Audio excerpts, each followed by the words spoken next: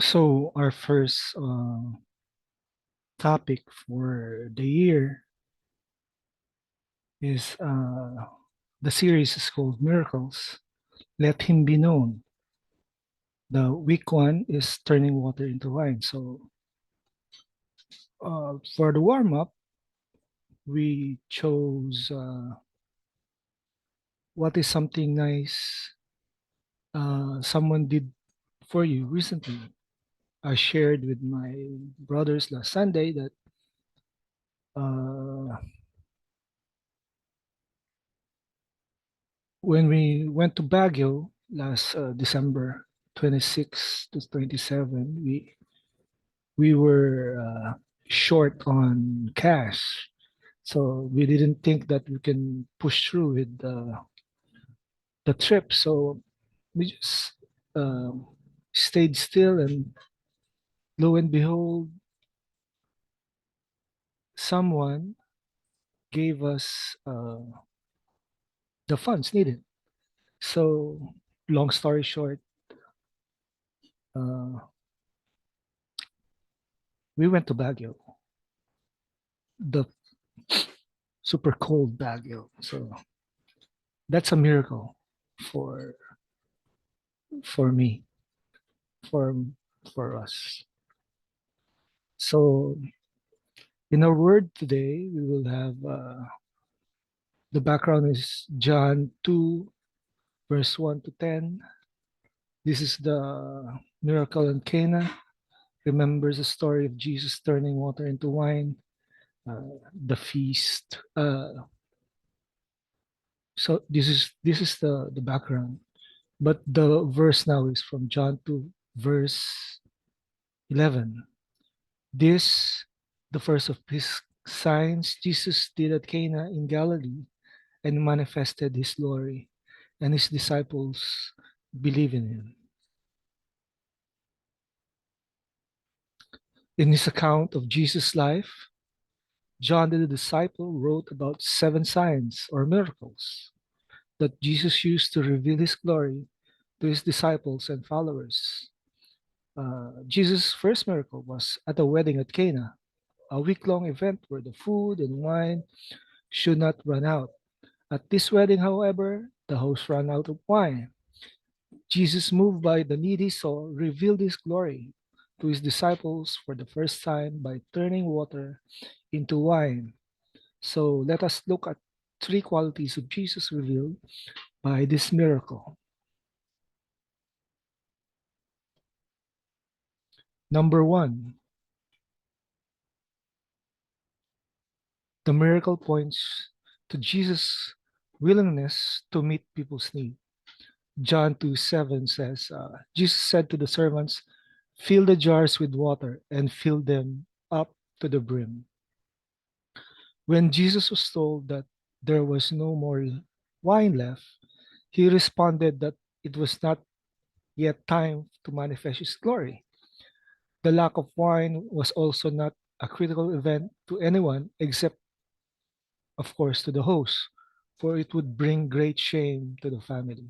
When Jesus turned the water into wine, the only ones who knew were his disciples and servants, those behind the scenes. Through the miracle, Jesus met a need and revealed his power and concern for the people, especially the common people, those behind the scene. What do you think may have moved Jesus to respond? Uh, he responded uh, by turning water into wine because he knew he knew that the people would be ashamed because Jesus doesn't put people to shame. He loves us so much that he risked his life. Remember that. And by this manifesting of this miracle, he revealed himself to to for the first time. He reveals himself to the people, especially the servants and his disciples. So, do you think it was better or good for us that he revealed himself, right? Number two, the miracle points to Jesus' abundant grace. John 2, verse 9 to 10 says, when the master of the feast tasted the water, now became wine, and did not know where it came from, though the servants who drawn the water knew, the master of the feast called the bridegroom and said to him, everyone serves the good wine first, and when people have drunk freely, then the poor wine, but you have kept the good wine until now. Jesus did not only turn water into wine, he turned it into excellent wine. He went beyond what was expected and upheld the host's honor and hospitality. Even if the wedding was not a critical life or death situation, Jesus abundantly met the need before him.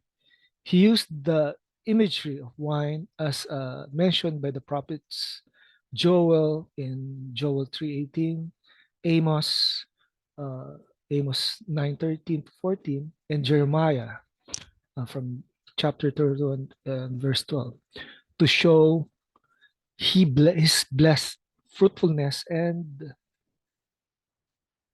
provisions.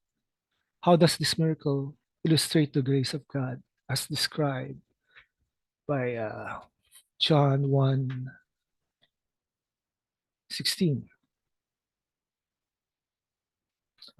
John 1:16 says, and his fullness of all we receive and grace for grace. Again, uh, and his and from his fullness we all receive grace upon grace. That's from the ESV version. ESV.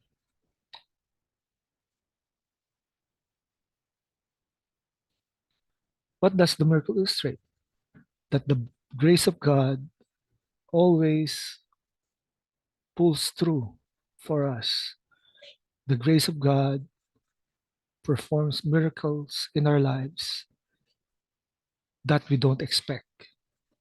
That whenever trouble comes to us, simple or big trouble, God's abundant grace is always with us, and He will make everything all right. Number three, the miracle points to Jesus' humility. Again, from John 2, verse 9, when the master of the feast tasted the water, now became wine, and did not know where it came from, though the servants who had drawn the water knew, the master of the feast called the bridegroom. Jesus did not seek attention for the miracle in any way. The servants did not tell the master of the feast about the miracle, and the host received the credit of the wine. Turning water into wine at the wedding of Cana was Jesus' first miracle, but he manifested God's glory in the humblest way, and only those behind the scenes, and only to those behind the scenes. Why do you think Jesus chose to reveal God's glory in this way? It shows that the humility of God manifesting for us. Jesus was humble that he did not reveal to people that he performed that miracle, that he gave specific glory to the host of the wedding, that they will not be embarrassed. This is how Jesus cares for us, his children, those of us who believe. He reveals to people that he is our humble God, our humble King. His glory manifests through humility. The first sign points to the purpose of all the signs to manifest the glory of Jesus Christ. The first sign shows us several things. It reveals Christ's power and authority. It shows his concern for people and their needs, and he shows his value for all, even those behind the scenes. So, as application, do you believe that Jesus is a miracle worker? Yes. Based on the Bible story, what kind of miracle worker is he? A humble one. How may he have been at work in your own life every day? Jesus' abundant grace is seen to how he meets the needs of people. What would abundant grace look like in your life today? Abundant grace looks like we getting uh, the miracle that God intended for us, even though we don't deserve anything. His grace is abundant. Is there a story of Jesus' miracle and grace that you can share with your family members and friends this week? Uh, what is that story and how you can share it? That's our assignment for this week. Prayer. Thank Jesus for his abundant grace and love that moves him to work miracles in your life. Pray that as you continue to believe in Jesus, you will also continue to see God's glory manifested in your life through miracles. Ask God to show his glory to your family members and friends through miracles in your lives and their lives as well. Pray for an opportunity to share God's love and grace with him. Thank you, my brothers, for hearing the word of God today.